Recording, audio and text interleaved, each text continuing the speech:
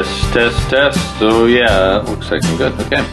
I'm Phil Wyman, and this is the Wild Theology podcast, where the world, the humans in it, and God are all wilder than we've been told. That's your intro? So, you'll get philosophy and theology and crazy stories that come from 30 years of pastoring. Boring. 20 years of festival work. Whatever. And the mud and blood of wrestling with the living in spaces angels fear to tread. Ooh, trying to sound interesting, are we? Oh. Yeah, you think you got something to say? Yes. Yeah, that's the problem, dimwit. Look, I'm a lot smarter than you think. Yeah, you tightened your shoes this morning. Whatever. We're Phil Wyman, and this is Wild Theology, where you get to argue with your own ideas. And lose. That's the point. If you would like to support this podcast, you can do so by going to patreon.com/Phil Wyman. Currently, I'm in Slab City, California, and so this podcast is being put together from experiences out here at Slab City. For those of you who don't know what Slab City is, it's on the edge of the Salton Sea, and it is not really a city at all. It's a former military base, and the only remaining evidences of that military base are the concrete slabs across the desert and the grid of roads laid out like a city. Slab City is unlike anything you've ever experienced. I was texting with my son, and he asked me what it was like, and I responded with this: weird, cool, fun, ugly, wonderful, a mass of contradictions. The gathering of people who make up this loosely defined community are boondocking, setting up permanent residence, or simply living on the land part-time. Slab City has no official designation and is not overseen by any public authority. A sheriff rolls into the slabs from time to time, knowing that criminals, runaways, and tweakers are living out here alongside middle and upper-class couples traveling in their motorhomes. Consequently, Slab City has been called the last free place in America. The city is most famous for the Americana art called Salvation Mountain that greets you on the way in from the sad little town of Nyland near the edge of the stinky, dead Salton Sea. Salvation Mountain is the creation of Leonard Knight, who worked tirelessly creating the Memorial Museum to God's Love from 1984 until 2011, when he was placed in long-term care facility due to dementia and then died a few years later. Today, a host of volunteers help keep this wild pop art hill alive. The people who live in Slab City live off the grid. Most people come in their motorhomes to stay on the land for free. That's what boondocking is. For a week or maybe a month. Some of the travelers are part-time tenants through the winter. The population drops dramatically during the summer months, when the temperatures regularly reach over 110 degrees Fahrenheit. A few of the locations in the slabs host Airbnb locations for people to rent. Yesterday, I met a couple of the regular tenants of the slabs, and I believe they offer two different pictures of how we ought to live our lives as Christians. Just outside the edges of Slab City is an artist compound/outdoor museum called East Jesus. The name has no religious affiliation. Rather, the name represents the distance to East Jesus from the rest of the world. How far away is it? And someone tells you how far east it is while taking the name's Lord in vain. Thus, East Jesus.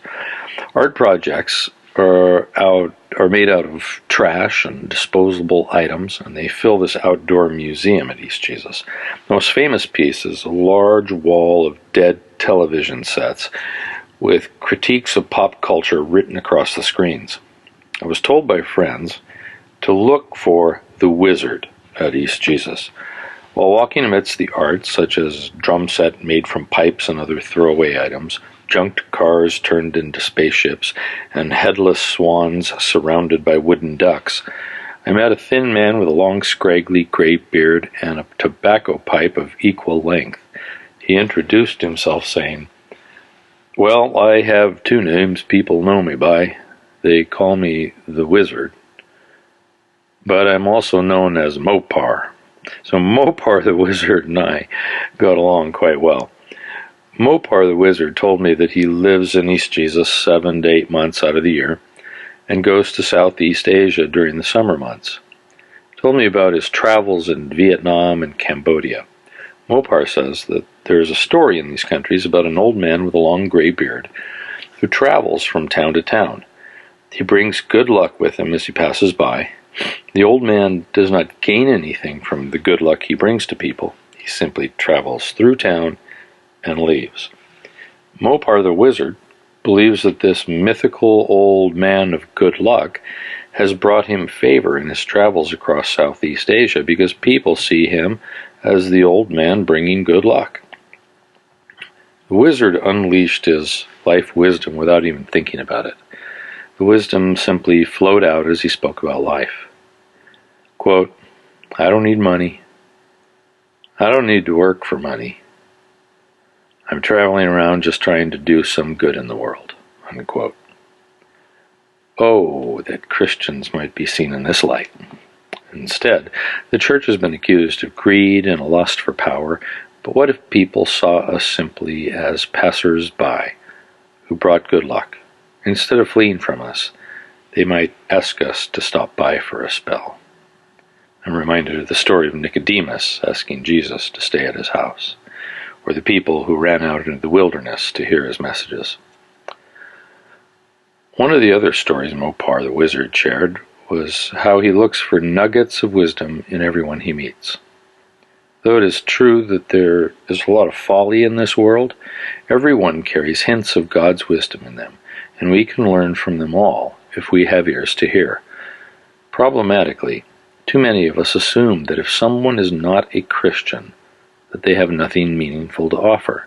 This bias has left the Christian without ears to hear in many fertile places that have real depth and life's wisdom. Later that same day, I met Dr. Spencer William Brown. He's been living full-time at Slab City for the last 2 years. When you pass his compound at the end of the main road entering Slab City, you are immediately captured by the fact that he has a beautiful green vegetable and fruit garden growing inside his fence. He has a large covered area under which you will find the trailer he lives in, his workshop, and water filtration pools. My friend Greg and I met Dr. Spencer, and I returned later in the day to bring him a bit of pipe tobacco he wanted to use to create natural insect repellent for his garden. As we talked philosophy and life, he put me to work fabricating prototype wooden parts for his Da Vinci flying machine. After a couple hours talking and working with Dr. Spencer, I mentioned that I might need to leave soon. He said, No, you have to stay for a 6-course meal." Obviously, I said yes, and by the time I left his house, it was 5 hours later, and I had made a new friend. By working and eating together, we had forged a friendship. His hospitality has been making friends and influencing people in the 2 short years he's been living in Slab City, tirelessly working and befriending the people here. In the short time I spent with him, a number of young people stopped to say hi, and it was clear that they admired him. Twice a year, he hosts the Slab City Olympics to encourage healthy living, and he regularly teaches classes on gardening and building, and such things as living off the grid. Dr. Spencer would not consider himself an evangelical Christian by any means. He's into prepping for a cataclysm and believes that we need to prepare to search for planets that humanity can live on when everything begins to fail on our dying planet. And he follows the teachings of the mystic philosopher George Gurdjieff.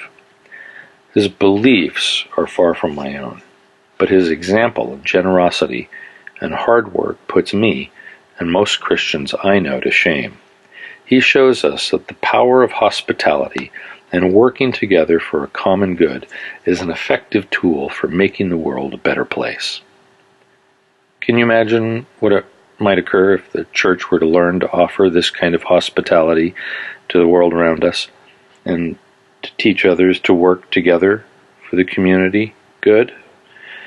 When grace and love of God is added to the grace and love we offer others, that has the potential for miraculous transformation.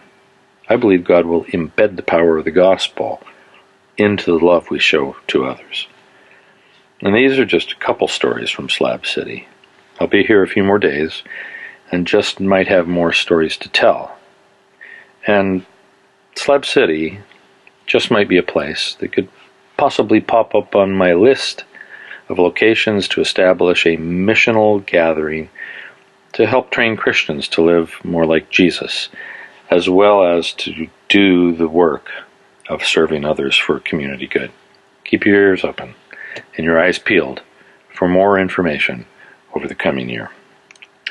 And as I've said before, if you'd like to support this podcast, you can do so by joining me as a patron at patreon.com. That's Patreon, patreon.com/Phil Wyman. Thanks.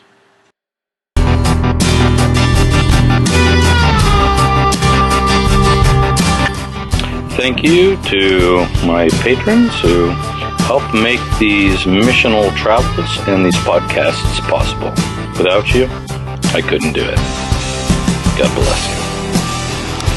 If you'd like to support this project, you can do so here on Patreon for as little as $1 a release. And at the most, that's $4 a month. Why on earth would anybody want to support us? Well, I think we're pretty cool, and maybe some people believe in what we're doing. Oh, come on, you believe that? Yeah. Don't you ever think you're just a little too weird for the average person? Yeah, sometimes.